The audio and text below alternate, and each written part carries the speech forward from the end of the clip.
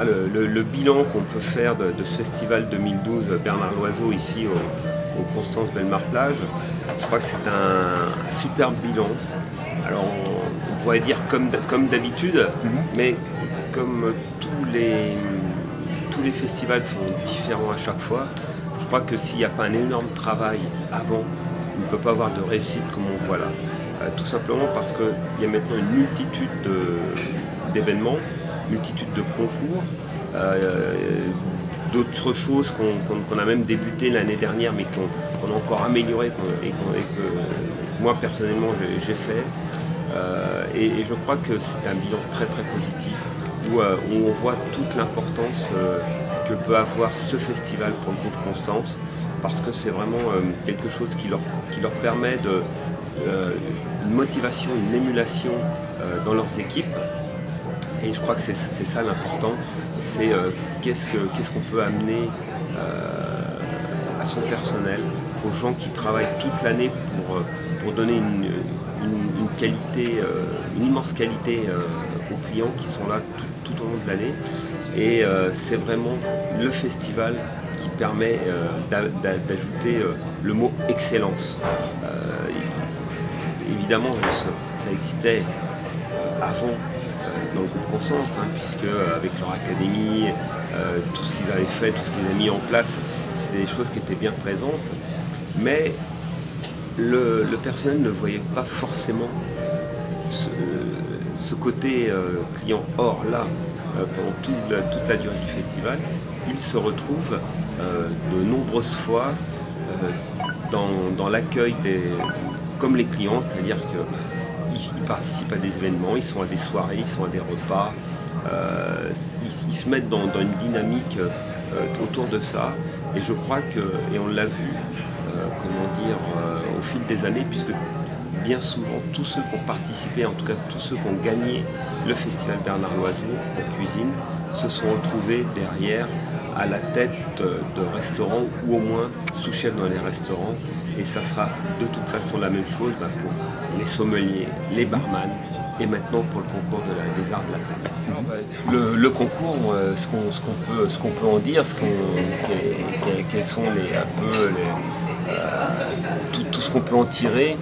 Eh bien, je crois que pour la première fois cette année, il faut savoir quand même que tous les hôtels, tous les resorts du groupe Constance participaient, avaient un candidat à ce concours, parce qu'on avait certaines fois bien que 2 hôtels, on a même eu évidemment au début qu'un seul hôtel, et là c'était les restaurants qui concouraient d'un hôtel. Or là maintenant, il y a des sélections dans tous les hôtels, et ceux qui sont là, ce sont les meilleurs de l'hôtel qui représentent. Donc il y a vraiment quelque chose de très fort, parce que les chefs qui préparent ces jeunes à venir concourir, c'est la même chose que si on veut prendre une image comme le tennis, qui est un sport individuel, sauf que la Coupe Davis sait transcender les gens quand ils représentent leur pays. Et bien là, c'est exactement la même chose. Certes, c'est un concours de cuisine, un autre concours de cuisine, mais c'est pas on se représente pas soi-même, on représente un hôtel, une équipe, un chef, des gens qui ont mis des choses en place avec vous, et c'est complètement différent. Et je crois que le mariage qui se passe à ce moment-là avec le chef européen invité, qui vient partager son savoir, partager ses techniques, ses idées, mais qui vient également apprendre ce que c'est que la cuisine. Alors on va plus dire maintenant la cuisine de l'île Maurice, c'est devenu la cuisine des îles, la cuisine de l'océan Indien.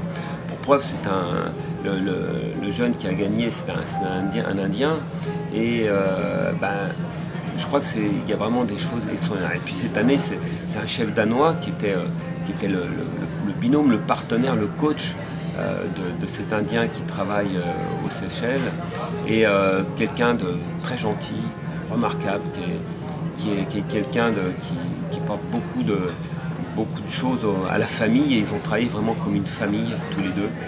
Et cette réussite est extraordinaire, parce que on se rend compte que la cuisine est internationale, et les autres n'ont pas démérité, mais comme dans tout concours, il y a des détails qui ont fait qu'il y avait à la fin une différence, parce que croyez-moi, la qualité aussi bien du travail sur la crevette que du travail sur l'agneau et sur cette roche à Carie où on leur a demandé de faire leur pâte d'épices qu'ils voulaient, c'était quand même quelque chose de fabuleux. Mais à la fin, il faut bien un vainqueur. Et il y a eu des détails qui ont fait que, et puis l'ensemble des notes de tous les jurys, eh bien, ça a été ces deux personnes qui ont remporté. Et c'est très très bien que ça soit un Danois. Hier soir, bon, déjà, ce sont des plats qui ont été travaillés à la carte, ou qui sont encore à la carte, notamment l'entrée autour de la Saint-Jacques où j'ai voulu tout recréer, presque, j'allais dire, un jardin, ou voire même l'île Maurice en entier. C'est pas que c'était des recettes typiquement mauriciennes, mais c'est vrai que c'était des recettes qui amenaient au voyage. Et là, il y avait une multitude de saveurs, une palette de saveurs avec ces Saint-Jacques. Et c'était vraiment, je crois, très représentatif de ma cuisine actuelle. Parce que la cuisine est en perpétuel mouvement et ma cuisine évolue d'année en année. Et je crois que c'est toutes ces petites saveurs, toutes ces attentions qu'il y avait avec la Saint-Jacques, un superbe produit, était très représentatif. Après, c'était un bar, donc là, poisson qu'on a fait venir de France, superbe produit, servi avec un soupion. Donc là, par contre, c'était un plat beaucoup plus épuré, un plat qui aurait plu à Monsieur Loiseau, parce que c'était vraiment très représentatif de ce qu'il aimait comme façon de faire. Par contre, là, celui-là, j'ai vraiment marié avec l'océan Indien, puisque j'ai utilisé du garam masala en épices, mais épices entières, non moulues, qu'on a torréfié, qu'on a après écrasé au pilon, et cette épice est venue parfumer le bouillon.